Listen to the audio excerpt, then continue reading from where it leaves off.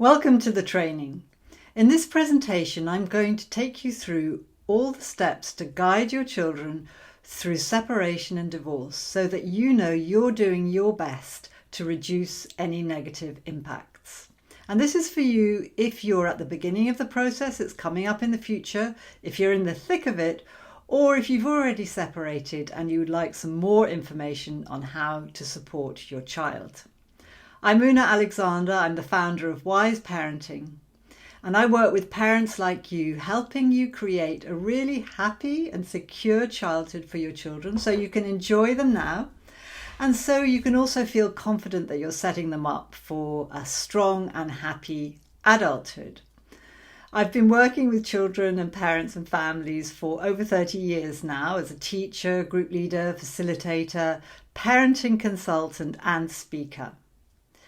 And I'm also a separated and divorced mum to a 19-year-old son. And I also have some notes down here, which I may refer to every now and again to make sure that you get all the goodies. So this session is in 3 parts and they're all equally important, so don't be tempted to skip. Okay. The first part is about you and your moods and how these affect your children and what you can do about it. The second part is about your children and how you can support them with whatever they're going through right now. And the third part includes some practical tips on how you can talk to your children about the changes that are coming. So, and at the end, yes, I will be letting you know about how you can get further support from me beyond this session. Namely, how you can book for yourself a one-to-one wisdom for separating parents session where we can go into more depth if this is something you would like. So let's dive in. First of all, you. Now you're probably here thinking, I'm here for my child, Una, tell me about my child and how I can support them. And I'm here to tell you that the best thing you can do for your child is to look after yourself and how you are doing. Because feelings are transferable. Your child swims in your emotional life, in your mental life, just like a fish swims in water. You literally are their emotional climate, and the younger they are, the truer this is. But it's also true of older children. So looking after yourself is really, really important as you go through this, because there are a number of things happening and a lot of them are stressful because, as we know, life goes on. You're still doing all the ordinary things like school runs. And then you've got all the admin of separation and divorce, possibly moving home, planning shared care. Then you've got the task of maintaining cordial, workable relations with your ex. And then inevitably, since you're here, you're going through a process of loss. The loss of a dream, the loss of a partner, the loss of a home, maybe.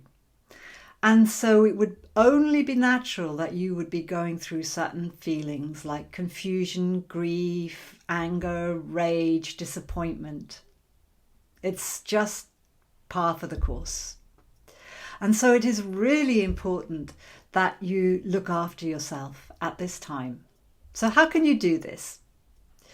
Well, firstly, allow yourself, as far as you can safely, to feel those feelings. Check in with yourself. Get used to that, checking, how am I feeling? And let yourself feel a little bit of whatever it is that you are feeling. Because feelings that you allow yourself to feel, they pass on through. Feelings just want to be felt and experienced, and then they go. We can't feel a feeling forever. It just isn't possible. So that's my first piece of advice. And secondly, look after yourself physically. Good nutrition, adequate exercise, and also physical treatments such as massage can really help you do the heavy lifting, do all the hard stuff that you need to get through. And thirdly, look after your thoughts. So I was working with a mum who was separating a couple of years ago now, and one of the things she said to me was, "I'm ruining my children's lives." And I said to her, "Is that really true?" And I remember the look of both relief and kind of shock in her eyes at the same time when she realized, actually, there's no way I can actually prove that this thing is true.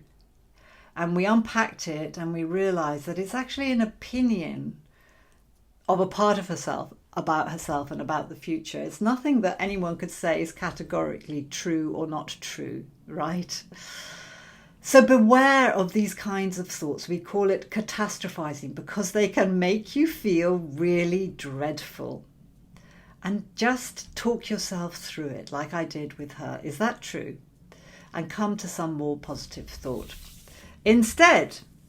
And by looking after your feelings in this way, you have the opportunity to teach your child a really, really valuable life lesson. And something that's really important for them to take into their adult lives. Because you're teaching them the truth that life can be hard, yes, and we can do hard things and we can be happy again. So it's both acknowledging the grief and the sadness and also having a positive outlook.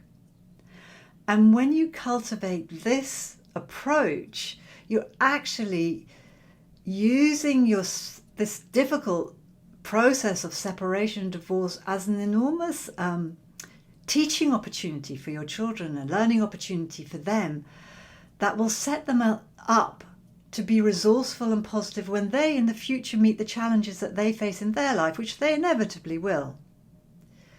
So I encourage you to do this and offer this gift to your children, even although circumstances are not what you might call ideal or perfect.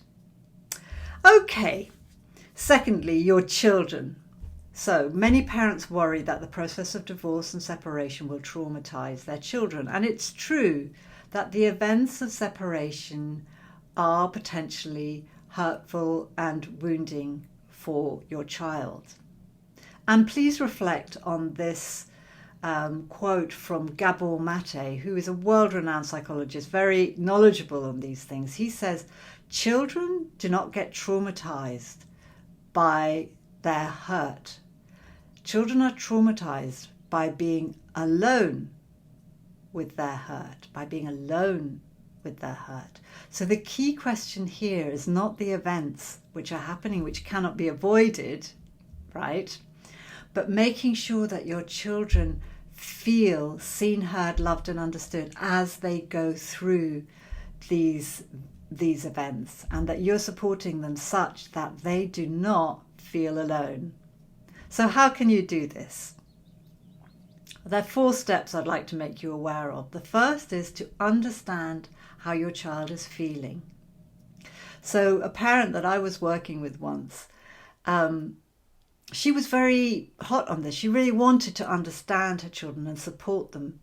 And one of her children was very expressive and the other one was very quiet and wasn't expressing anything. So she didn't understand exactly what he was going through. And she kept asking him questions, but this actually had kind of backfired and made him shut down all the more. And this is what can tend to happen when we want to understand our children but don't understand how to do it.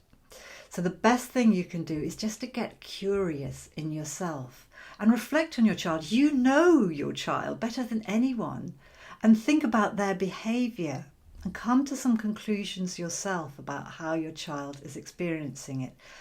And then we'll look at how you can express this to your child more positively. So first step, understand. Secondly, trust your child. Trust your child to be able to cope with whatever they're going through. Trust their innate resilience. Because your child needs your care, your understanding, your empathy, your kind of support, but they don't need your worry. All right?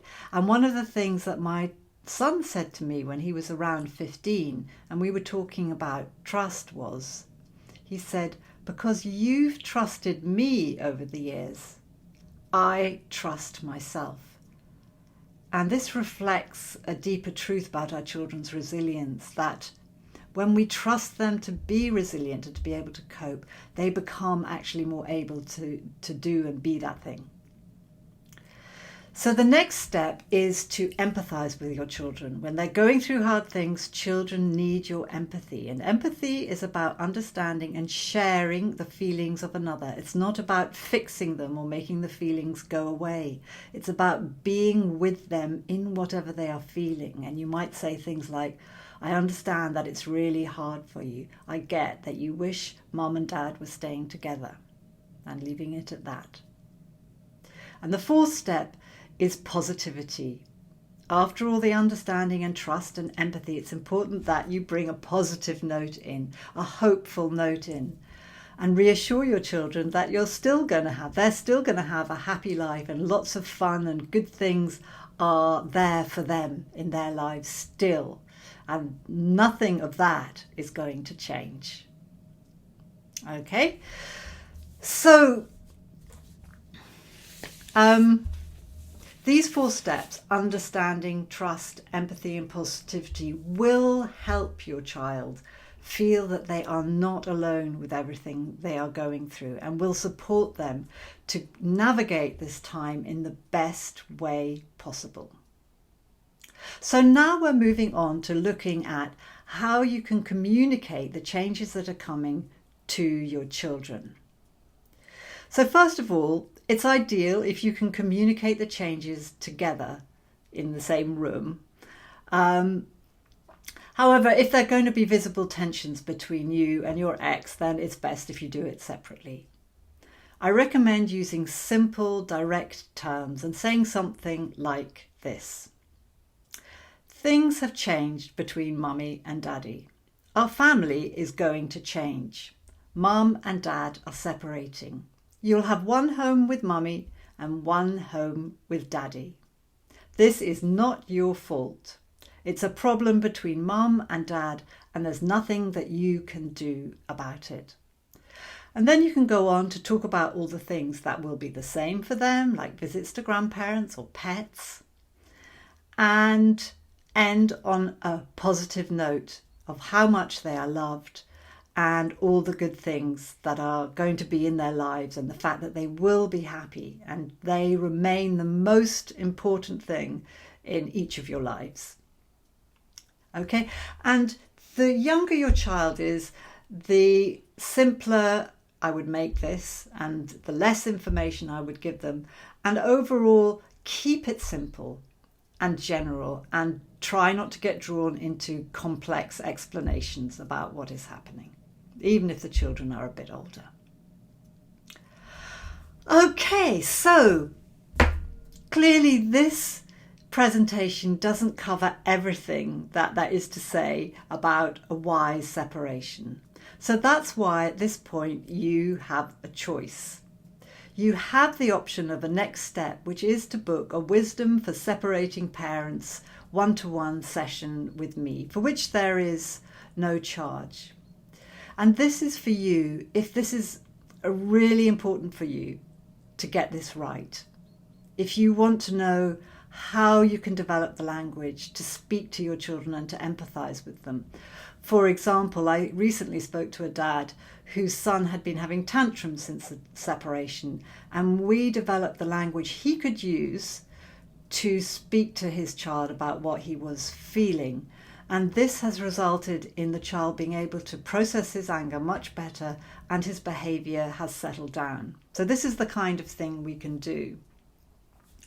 And so I will help you understand your specific child's needs at this time in this session, so that you can feel confident that you are doing the best thing to reduce the negative impact on your children in this circumstance, so that they don't feel alone with what they are going through. Now, as I said, there's no charge for this, and there's also no obligation to continue working with me after this session. But it's perhaps helpful for you to know that I do have a very good track record of supporting parents at this time, going through what you're going through.